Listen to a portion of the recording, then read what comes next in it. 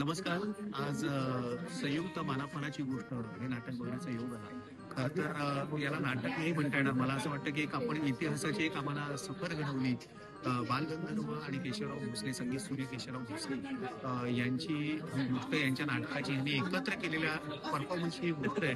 आणि मला असं वाटतं की त्यावेळेला 100 वर्षापूर्वी हे नाटक जेव्हा झालं असेल तर रसिकांनी काय अनुभवलं असेल याची कल्पना करवत नाही हे बघताना. पण मला असं वाटतं की संपूर्ण संचाने टीम परफॉर्म केलं. एस्पेशली ओंकार आणि अजिंक्य दोघं फार सुंदर गातात.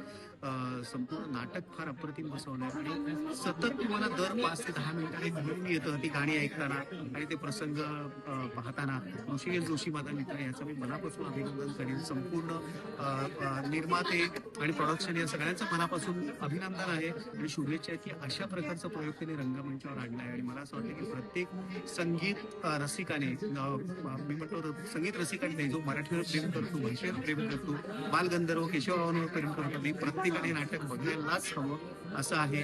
संपूर्ण टीमला माझ्याकडून खूप खूप शुभेच्छा.